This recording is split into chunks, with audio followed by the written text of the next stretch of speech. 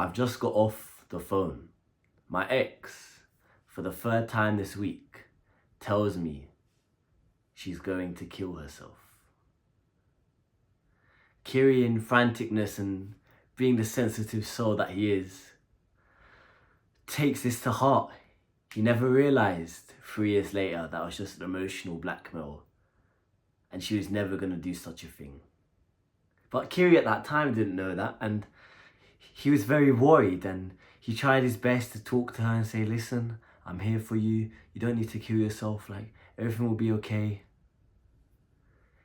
Kiri, in franticness, after the phone call ends, gets up from his room, goes downstairs, puts on the light, and takes a seat on his step.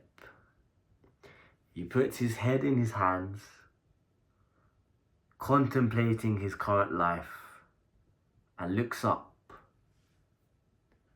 He looks up to the time. The time is 12:15 going on to 12:30. He's meant to be asleep. He needs to wake up very early tomorrow. And here he was trying to prevent someone from killing themselves. His head goes back into his hands and he thinks, what the fuck am I going to do? In his heart of hearts, he spoke to himself, just how he does now. Kiri, speaking to himself, says, bro, deep down you don't want to be with this girl. You know she's affecting you. Look at the time now, your routine, you becoming a better person is suffering from it. You're literally feeding and watering a dead plant. How long until that vine or the plant starts to consume you and you get affected?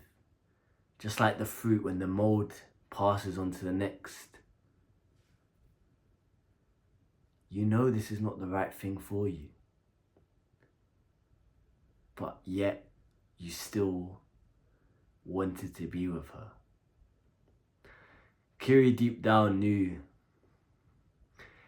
he had to get rid of this girl. He knew it wasn't the right thing for him.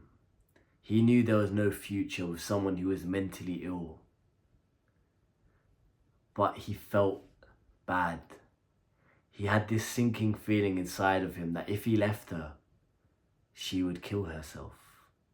And he knew he could never live his life knowing that someone killed themselves essentially, and from what he thought, which was going to be his fault.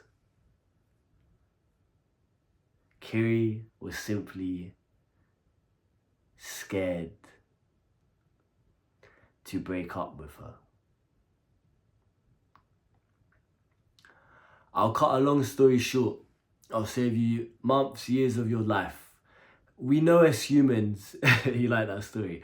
We know as humans what we need to do. We know it so many times that we need to be healthy and we need to try and be our best and we need to be disciplined and consistency. There is such a big difference between knowing what you need to do and actually doing it. I knew back then, in January, we ended up breaking up in about August, September time. 8 months earlier, I knew this girl was not right for me, but I did nothing about it because I was scared. I was scared to be alone. I was scared to break up with a girl because the last 2 girls who weren't actually my girlfriend, but the last 2 breakups I've had hit me so hard that because I was such a sensitive person, I still am. Apologies. But I was such a sensitive person, I still am, that I let that sensitive side consume me. I let that kindness get taken advantage of me. I knew I had to break up with that girl, but I didn't. You know there should be something you should be doing right now, but you're not. We as humans know what we need to do, but we don't do it because of the uncomfortable discomfort and the vulnerability that follows. When it actually came to us breaking up and I put my foot down and said, I'm not doing this anymore, obviously it was a bit difficult at first. I've never been more vulnerable in my life. My crumbs were acting up and I was going to the toilet a bit more often, and I lost a bit of weight and things weren't that good, and I was now single for the first time in like 20 months. I was so vulnerable. I was so vulnerable and I was so scared. It was a low point for me, exactly as I predicted it was going to happen. I don't want to break up because I'm scared. It was a low point, and you know what happens when you hit a low point? You eventually start to go up and you look back and you say, I'm so happy I experienced that, because it makes you stronger. Stronger in here. We as humans are not built for growth and to become our best versions and stuff like that. We're built for survival. We're animals, essentially. Yeah, and we're built just to survive. When you're thinking of survival mode, you're not thinking about the future, you're just thinking day by day. I'm so grateful I was so vulnerable in that moment, and it was so difficult because it made me and put the steps in place for me to act. And then my self-improvement journey started in 2020, and then I learned this, and I put this momentum built on this, and 3 years later, 4 years later, here we are today. An elite for my age, a person at the top echelons. How I can look at you so deep. Do you think I could do this 4 years ago? Look at you and stare at you like this with such confidence, such security, such conviction about not regarding anyone's opinions. The step you are scared to make, the move you are scared to make, the change of habit, the life, the jump you are scared to make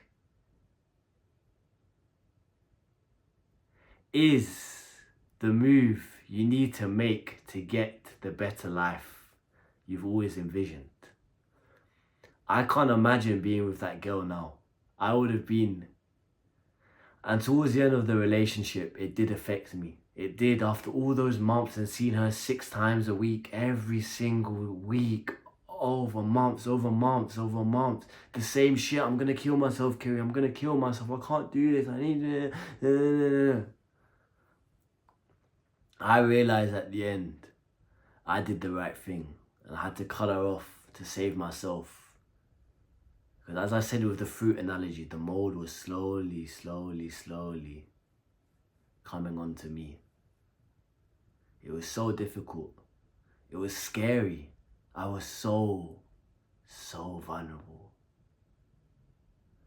But it was the right move to make. I hope this inspires you to make the correct move. You know in your heart, deep down, if you're in a relationship, if this person is right for you, you know it deep down. The more you put it off, the more time will go. That time can be spent to improve yourself and create the life you actually want. Because if you leave it for days, weeks, months, even years, you know where it's gonna go? Nowhere. And it'll always catch up on you in the end. Understand your mind, understand what you want in the one life you get, and create a life for that. Whoever's here, whoever comes, comes. And if no one comes, no one comes. It's your life, it's your decision. The move you're scared to make is the move you need to make. I did that, and look at me now. If you want to fix your life today or have access to my free self-improvement guide, all links will be down below. If you also like one-on-one coaching sessions or like to learn from my Skool share classes, all links down below.